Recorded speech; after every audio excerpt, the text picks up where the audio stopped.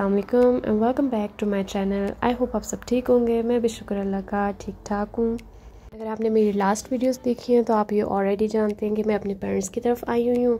तो यहाँ पे मेरे लिए थोड़ा सा डिफ़िकल्ट हो जाता है daily videos banana and upload करना, क्योंकि मैं ये भी चाहती हूँ कि मैं अपने पेरेंट्स के पास आई हूँ तो उनके साथ ज़्यादा से ज़्यादा टाइम स्पेंड करूँ और उनके साथ एंजॉय करूँ। बट इसका हरगिज़ ये मतलब नहीं है कि मैं अपनी यूट्यूब फैमिली को डिसअपॉइंट करूँ, और वो भी तब जब वो मुझे इतना ज़्यादा सपोर्ट कर रहे हैं। और फाइनली अल्हम्दुलिल्लाह मेरे 1000 सब्सक्राइबर्स जो हैं वो पूरे हो गए हैं। Thank you very much. आप मुझे ऐसे ही सपोर्ट करते रहें और अच्छे अच्छे कमेंट्स के साथ मोटिवेट करते रहें ताकि मैं आगे भी इंशाल्लाह जो है वो अच्छी से अच्छी वीडियोस बनाया करूं। वापस आते हैं अपनी पिकनिक की तरफ, जो कि मैंने बहुत टाइम से प्लान की हुई थी अपनी फ्रेंड्स के साथ, लेकिन हर बार जो है वो कुछ ना कुछ बीच में आ जाता था और ज़्यादातर मेरी तरफ से ही आता था क्योंकि मैं ही बिज़ी होती थी। तो इस बार हमने डे भी फाइनल कर लिया और बहुत ज़्यादा एक्साइटेड थे। हमारी व्हाट्सएप ग्रुप में प्लानिंग चल रही थी कि कौन क्या लेके आएगा। तो लास्ट मिनट में क्या हुआ कि एक फ्रेंड की तरफ अचानक से जो है वो गेस्ट आ गए, तो उनकी तरफ से माजरत आई और जो दूसरी फ्रेंड है वो बीमार होगी। तो एक ही और फ्रेंड थी हमारे ग्रुप में, तो उसको मैंने फिर कहा कि चलो अब 2 नहीं आ रहे तो फिर हम लोग भी पिकनिक जो है वो पोस्टपोन कर लेते हैं, फिर कभी कर लेंगे। लेकिन मेरा फिर इतना दिल किया उस दिन, तो मैंने सोचा चलो एक पिकनिक तो फैमिली के साथ भी बनती है। तो मैंने अपने हस्बैंड को रेडी किया, मैंने कहा चले आज हम लोग पिकनिक करते हैं। मैं फिर सुबह उठते ही सारा कुछ प्रिपेयर करने लगी, क्योंकि अब तो सब कुछ मैंने अकेले करना था। तो सबसे पहले तो मैंने अपने और इज़ना के जो है वो ड्रेसेस रेडी करके रखे। उसके बाद मैं किचन में चली गई। मैंने बनाए थे चिकन रैप्स और साथ मैंने बनाए थे इज़ना के लिए मिनी पैनकेक्स।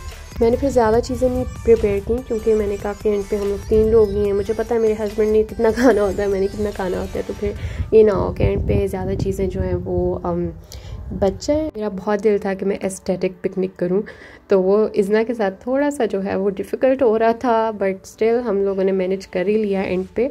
और पूरा सेटअप जो है वो माशाल्लाह बहुत अच्छा लग रहा था। ये पिकनिक जो है ये काफ़ी टाइम से मेरी समर बकेट लिस्ट में मौजूद थी, और मुझे ये भी डर था कि अगर मैंने आज पिकनिक नहीं की तो मे भी हो सकता है कि फ्यूचर में वेदर का कोई आइडिया नहीं होता कि किस तरह का वेदर है। जर्मनी में तो स्पेशली आइडिया कोई नहीं होता क्योंकि अचानक से वेदर जो है वो चेंज होता रहता है। तो इस वजह से मुझे था कि पता नहीं आगे जाके दोबारा से इतनी गर्मी आएगी कि नहीं आएगी। और वही हुआ कि गर्मियाँ आई तो सही, लेकिन मैं अपने पेरेंट्स की तरफ आ गई हुई, तो वो फ्रेंड्स वाली पिकनिक तो रह ही जानी थी क्योंकि अब फिर से जो है वेदर थोड़ा सा कूल हो गया है और डेली जो है वो थोड़ी बहुत बारिश होने लगी है। मेरे हस्बैंड को वैसे होता है कि जब पिकनिक करें तो कोई मेन डिश होनी चाहिए, जैसे वो टिपिकल देसी पिकनिक जो होती है जिसमें मतलब पुलाव ले जाता है, बिरयानी ले जाता है और इस तरह के आइटम। बात तो उनकी ठीक है कि उस पिकनिक का तो वैसे अपना ही मज़ा है, लेकिन मैं दोनों सूरतों में एंजॉय करती हूँ। मतलब देसी पिकनिक भी हो वो भी एंजॉय करूँगी, लेकिन ऐसे सिंपल सी पिकनिक उसे भी बहुत एंजॉय करती हूँ। ये सेटअप में जो इतने कलरफुल और प्यारे प्यारे रोज़ेस नज़र आ रहे हैं, कि मेरी फ्रेंड एक दिन पहले ही मेरी तरफ आई थी तो ये रोज़ेस भी साथ लाई थी। ये उसकी आदत वैसे बहुत अच्छी है, वो जब भी मिलती है मुझसे तो फिर कुछ ना कुछ जो है वो लेके आती है, खाली हाथ कभी भी नहीं आई।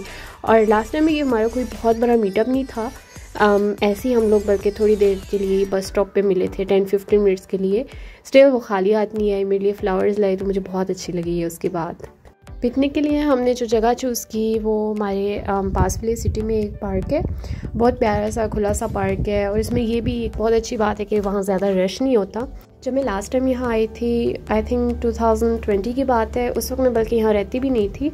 मैं बस अपनी खाला सास से मिलने आई थी, उनके पास ईद करने आई थी। तो हमने उसके बाद जो है एक फैमिली पिकनिक की, और वो भी हमने इसी जगह पे की थी।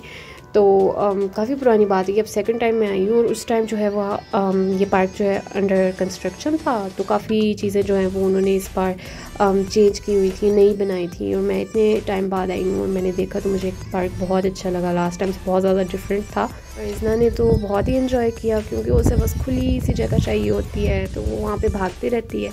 और इसने ये जब से चलना सीखा है, ये नॉर्मल नहीं चलती, ये भागती ही है, तो इस वजह से हमें थोड़ा सा डर होता है कि कहीं गिर ना जाए। लेकिन यहाँ पे शुक्र है ग्रास थी, तो इस वजह से हमने उससे कहा कि जितना भागना है भाग लो तो इसलिए उसने बहुत ज़्यादा एंजॉय किया।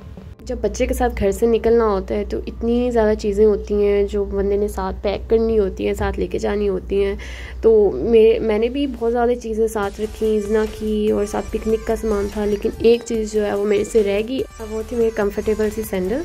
और इस वजह से हमने वैसे सोचा था कि राउंड लगाते हैं पार्क का, देखते हैं कि पार्क उन्होंने किस तरह का बनाया है। तो अभी पूरा पार्क हमने देखा भी नहीं, छोटा सा ही राउंड लगाया मैंने। तो फिर मेरे जो है पाँव में पेन शुरू हो गई, क्योंकि मैंने जो शूज़ पहने थे वो कंफर्टेबल बिल्कुल भी नहीं थे, वॉक के लिए तो बिल्कुल ही नहीं बने हुए। तो उसके बाद फिर मैंने क्या किया, मैंने कहा कि कोई बात नहीं, अब यहाँ पे तो कोई है नहीं। मैंने शूज़ अपने उतार लिए। वैसे वापसी पे हमारा प्लान था कि हम लोग किसी आइस पार्लर में रुकेंगे, लेकिन अपने शूज़ की वजह से मैं फिर वहाँ नहीं गई। तो हमने आइसक्रीम जो है वो कार में ही बैठ के एंजॉय की। ये सब तो हो रहा था बिहाइंड द कैमरा, और जो मैंने प्रोफेशनल अपनी वीडियो बनाई है वो आप मेरी शॉर्ट्स वीडियो में देख सकते हैं। और फिर ज़रूर बताइएगा आपको कैसी लगी। अपना ख्याल रखें, मुझे दुआओं में याद रखें। अल्लाह हाफिज़।